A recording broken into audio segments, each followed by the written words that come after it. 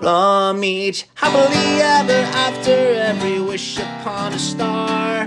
Let's break down the movies that shaped who we are, from memory lane to now and everything in between. The most famous of films to the ones we've never seen.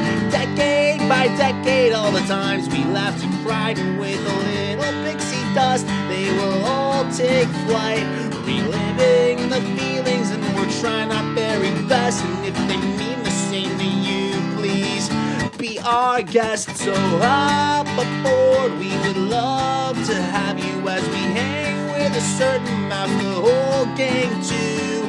If you love nostalgia stuff, we hope this does the trick. Thanks for joining us as we deep dive the magic. Hi, and welcome back to the Deep Dive of the Magic podcast. I'm KJ. And I'm Jeffrey. And we are back again today with the 67th Disney feature-length film from November 20th, 1963. It is a film called The Incredible Journey. The Incredible Journey is based on a 1961 novel of the same name by Scottish writer Sheila Burnford. And it is a film that follows the adventure of Luath the Labrador, Bodger the Bull Terrier, and Tao the Siamese cat on their journey through the Canadian wilderness. Would you like to start us off with a synopsis? Two dogs and a cat set off on a treacherous 200-mile journey towards home. Yeah, I mean, that's the film. I mean, this film was remade for a couple other films in the 90s, so we got those to look forward to coming up. The Homeward Bound films, obviously. Mm-hmm. But anything else? Any other opening facts, or do you want to dive right into The Incredible Journey? Well, I don't know. I don't think I did any facts for this one. I just took notes. Sorry. Yeah, go ahead. All right. So the film opens up with beautiful fall leaves, and it's in Canada. And they said it was during the time period of what they call Indian summer. So they're very bright red and orange and yellow leaves everywhere. Mm-hmm. So it's very pretty. And then you go to the animals owners, the hunters. It's a scene in their home, and they are going to leave for England for several months because the father, Jim, just got this opportunity to go give a series of lectures at a university in England. But then they're trying to figure out who or where they're going to leave their pets with, because none of them had considered this. But the kids did, and then that made the parents stop and think. So you see the godfather of the daughter and the family friend. He offers to watch the pets because he's obviously close with the family and knows the animals. So he said he would do it. And then, what's his name? John. And then one day after, so then it kind of switches places, and then you're at John's home, which I guess for them to be close family friends and stuff, they still live like 200 miles away. They don't live close to each other. Whatever.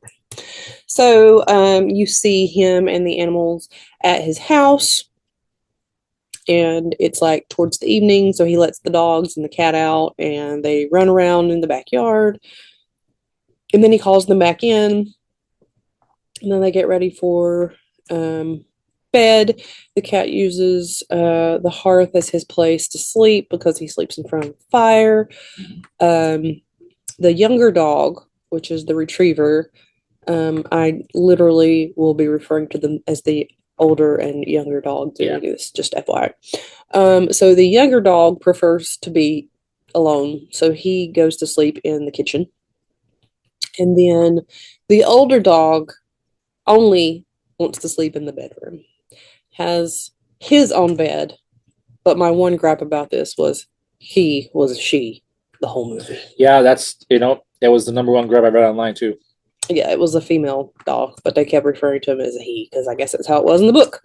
So anyway, and then it talked about how the older dog would basically lay there in the bed and wait for the owner to go to sleep so he could jump up and go to sleep in the bed with the owner. Mhm. But he would only do it once the owner went to bed.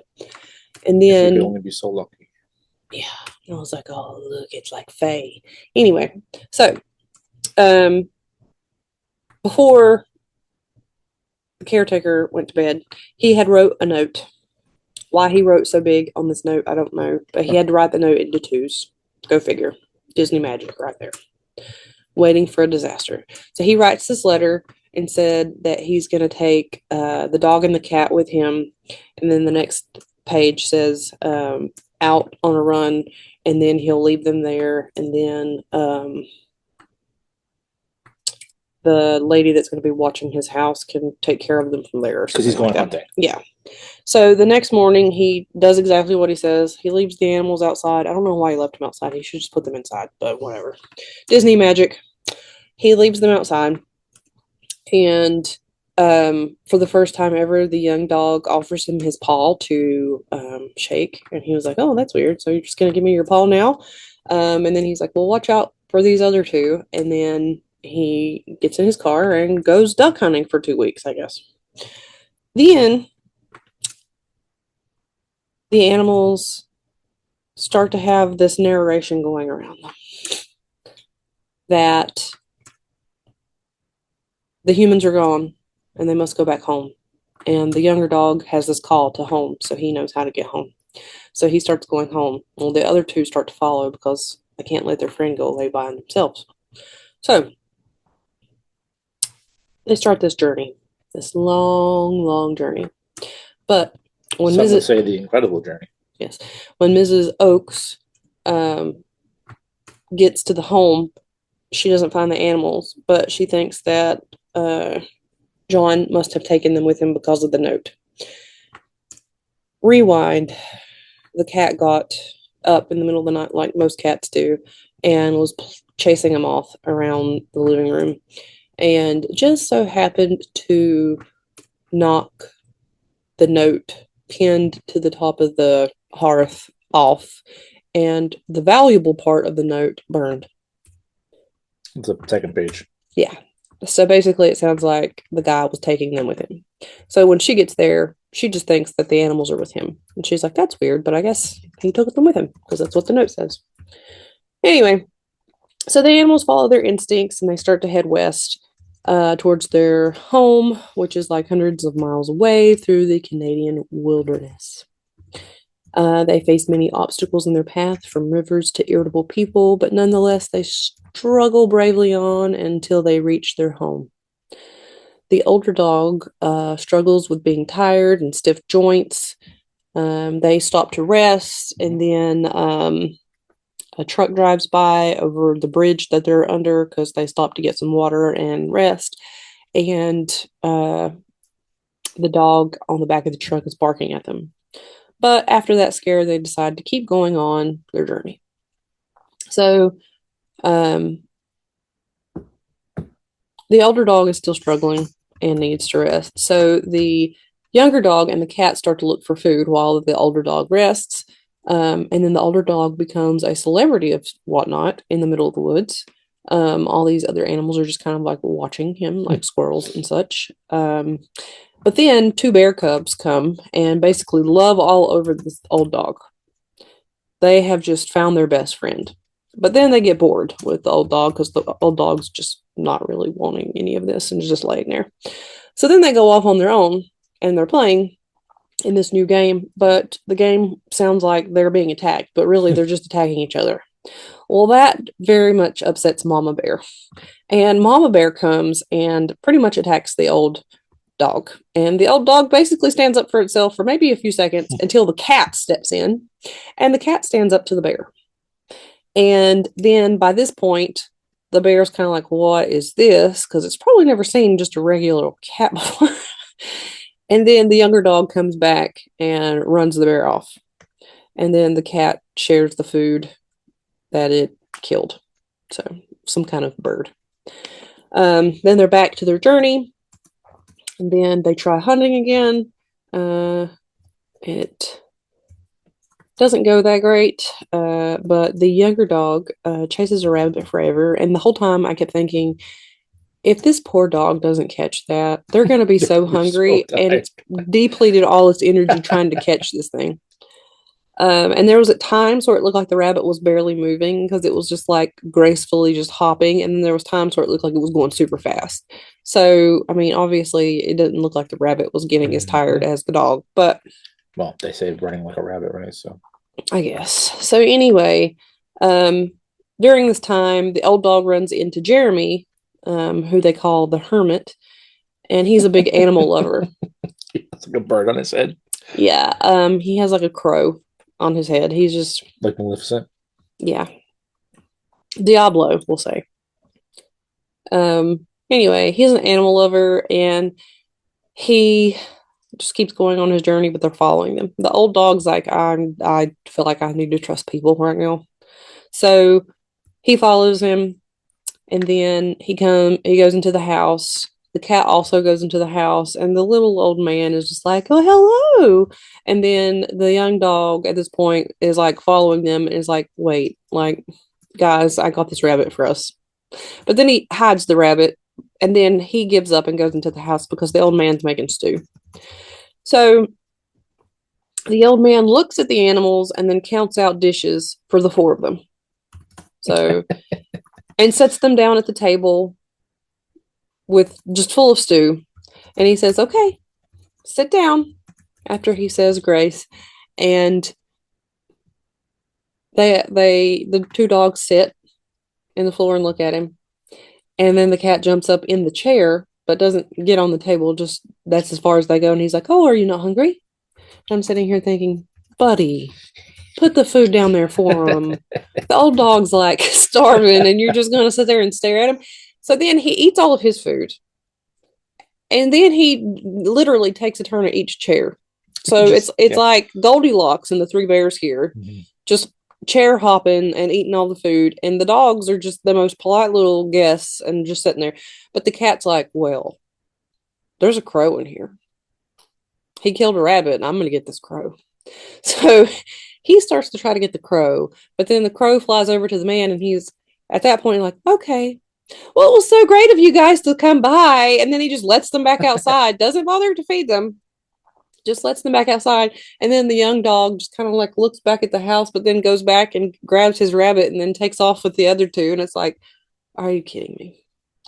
Anyway, so at this point, the young dog decides that it's time to swim across a river, and he jumps into the river pretty much all the way across, and then the other two are just looking at him like, yeah, we can't do that. And then he swims back across like, nah, you can do this. And then the other dog's like, well, maybe I can. So he jumps in and he discovers he can swim too, swimming across it. And the cat's like, no, I'm not doing that. I'm not doing that. But happens to find a beaver dam, or what's left of a beaver dam, and starts to walk across it. But there's a part in the beaver dam where there's a big gap. The cat does clear the gap. It's close. But he cleared the gap. Unfortunately, he knocked the branch loose that he landed on, and then went down the river to die. Down. I'm just kidding. He didn't die. Down and down and down. So anyway, well, it looked bleak for a while. It did look bleak for a while, and the poor cat, like, I kept thinking that the younger dog was going to go back and let him go across on his head, but no, he didn't. So they watched their friend get swept away by the water, down, down, down. And then they sat there for a while and waited, thinking that any day he'd come back, but he didn't. And then they realized that. So the two dogs head off on their own and kind of grieved the loss of their friend, but then they decided they had to go, so they left. Then it shoots to a scene where a girl is by the river and finds an animal washed up on some brush, and she doesn't know what it is, so she calls for her dad. Her dad comes, and he has the most Canadian accent ever. And he's like, hey, it's just an animal. And he's like, oh, it's a cat. So then he gets the cat and warms it up with a towel and tells his wife to go get some milk. Oh, and put some brandy in it. And I thought, wow, this cat is about to have the time of his life. Well, it just had the worst time of its life, so True, true. Near death experience. yeah. Um, and clearly, whatever the guy got out of the water was not the real cat because the way it was. If that was the case, it was in rigor mortis because it was definitely not the cat. And then it shoots to the next scene at a different angle, and then you actually see the cat. Um, so they warm it up, and then they never mention that this cat belongs to someone because obviously the cat and both the dogs have collars on, Mhm. but it wasn't mentioned that the cat belonged to someone. So this cat lives its life with this little girl, and she like plays with it. She puts it in this rocking horse like toy, and the cat's just sitting there like, yeah, this is the best day ever. Um, she goes to bed with the cat, and then the cat gets up in the middle of the night and kind of puts its head on hers, like, okay, I gotta go. And then he jumps out the window to go find his doggy friends because He's a good, why? Why not? he's a good friend. Yeah. So anyway, the cat leaves in the middle of the night to go find the dogs. The cat finds the trail, but then starts to feel like there's something behind it, but he doesn't see anything. And then all of a sudden, he starts to be chased and then treed by a lynx. And I just thought to myself, buddy, that is also in the feline species. If you can climb that tree, it can climb that tree. And it did. Um, and then he fell out of the tree. Teo fell out of the tree. And then the lynx jumped out of the tree and kept chasing him. So then Teo has to hide in this like log. And luckily for Teo, a hunter comes by and starts shooting at the lynx. I did read somewhere that the hunter killed the lynx, but we never actually saw that. I think he just shot at it a couple times. I don't know if he actually got it because at that point, the cat jumps out and moves on. Yeah. Then the younger dog um, stumbles upon a porcupine, and they're hungry still, and they are house dogs, and they've never had to live out in the wilderness on their own, so they don't know the dangers of the porcupine.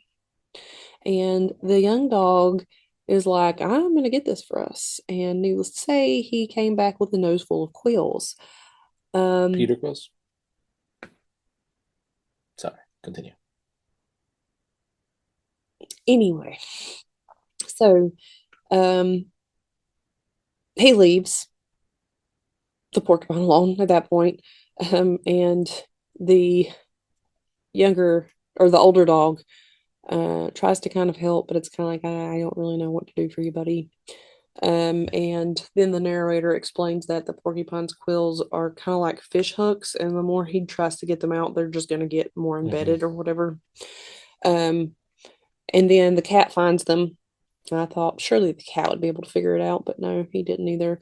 And the poor young dog has to ever so often keep dipping his face in water because his face is hot with the quills in it. And then he stumbles upon a duck hunter that just so happened to have shot a duck. And he goes out as a retriever and retrieves said duck and brings it back to the guy. And the guy was like, oh, you're really clever. And then he's like, oh, well, you look like you've come across a porcupine. So he realizes the dog needs help. So he starts bringing the younger dog to his house to help him. And at this point, he comes into the house with the dog and he's like, you'll never guess what I found. And then his wife looks in there and she's like, oh, well, you'll never guess what I found because she found the older dog. And then they realize these dogs must know each other because they're hanging out. And he goes, I think they're traveling together. But he mentions that they belong to somebody because what they got collars on. So I guess he does. So then he tells her that I've got to help him because he obviously got into a tussle with a porcupine, and he starts to try to get the quills out, but the older dog thinks that he's hurting his friend, so they have to put the other dog in another room outside on the porch, so that way he can get them out. He ends up getting them out, cleans it up with some antiseptic, and then they let both of them back in together or whatever. They feed them, they take care of them, and then that night he takes them out to his barn and decides that he's gonna like lock them up for safekeeping in this like little hay area, so that way he can find out the next day who they belong to. Um, but the whole time the cat's just outside watching, and the cat waits until the old man goes back in, but then the cat's like, I got to go back with my party. So goes into the barn, unlocks the latch, and goes to sleep in there with the dogs. The next morning, the young one has no patience and he's got to get back on the road. So he jumps out of the barn. And then somehow the old dog, that's apparently got all these joints problems, jumps out the barn too. And rewind a few minutes ago, when the younger dog is being taken care of by the man, the older dog with all the joint problems is like literally looks like he's jumping Yeah. outside on a trampoline in the window. Yeah, he's And I'm just messed up. like, how does this make any sense? Yeah. Anyway, so they're on the road again. And at this point, it shoots back to John, and he comes home, and then Mrs. Oakes is like, "Oh, where are the animals?" Yeah, And he's like, where's the "What do you animals?" mean?" And she was like, "Well, in your note, you said you took them." And he's like, "What? No, I have them here." She's like, "Well, I've not seen them for 2 weeks." And he's like, 2 weeks? So then he realizes that they've been gone for all this time. And he's like, they probably went home. I don't know why that would be his first guess, but he's like, oh, they went home. I knew the look in the young one's eyes, and I thought, Well, gave the paw or whatever. what? Anyway, so he starts making all these calls, trying to see if like anybody has seen two dogs and a cat traveling together. And then they're all discussing how the old dog and the cat would never make it, but possibly the young dog could make it. And I just thought to myself, they did not give this cat credit, and this cat stood up to a bear. Anyway, Yep. if only this cat could tell stories when we got back. So he basically decides he has to fly out to his friend's house so he Give can break the the bad news. And then he gets a call, and then somebody said that their daughter had found a cat in the river, and it was a Siamese cat that sounded like Teo. And he's like, well, that could be the cat. But then the cat ran away. And then he gets another call that a guy found the dog and then had two dogs that were traveling together, and he had locked them up in his barn, but then somehow they got loose. Because he's like, well, why didn't he keep them? And they're like, well, apparently he did, but they got loose. So he's like, surely that's them, but I don't know. And then they decided to like look at the map to see where all these things were. And they're like, well, this would be about the same area. And then they would have to go this way to keep going home, which is the old dog and the cat will never make it, but the young dog might. So then he goes and it shoots to the next scene, and you're back at the hunter's house. And it is the boy's birthday. They're celebrating the birthday. Try to keep the spirits up, yeah. Yeah. But it talked about how like the boy was kind of like, well, the old dog was probably not going to make it, but maybe the young dog come back. And then the daughter kept telling them, she's like, oh no, my cat will be back anytime now. And the godfather feels really bad, and he opens gifts and he hands them this note, and then he opens it and finds out that he has the certificate of a purebred bull terrier puppy to replace the older dog, because I guess that was actually his dog. And you can kind of see like he's happy about it, but he's also sad about it at the same time. And then the mom's like, okay, well, let's have cake now. And she has the daughter, she sends her to go inside to go get ice cream. And then you hear barking, and she's like, do you guys hear that? And everybody's like, what? And she's like, you don't hear a dog barking? And they're like, no, I hear a dog barking. And then the son's like, I think I hear it too.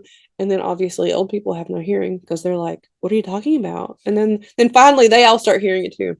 So then they run down the hill through the house, and then through the field, you see the young dog running towards the house. And the whole family's so excited. And then like a few moments later, the girl finds her cat running through the field too, and she's just excited. And they're like, "We're so sorry because the old dog's just not there." And he was like, "It's okay. He was old." And then the daughter's like, "But he's the same age as you." Yeah. And he was like, "But dogs are different." And then all of a sudden, do, do, do, do, do, here comes the old dog. And it was such a happy moment. And I just thought to myself, oh, look, the original Homeward Bound. Except we don't get the. It is the actual original I Homeward know, Bound. but I was like, but we don't get like their voices talking. We get Well, narrations of it. 1993. So how many years? So what is 30, Yes, 30 I was like, years? oh, the original Homeward 30 Bound. years of films So- from now. We'll get there. Yeah, so if you haven't seen that movie either, I'm sorry, but it's a great movie. Well, we'll be covering it in 30 years. So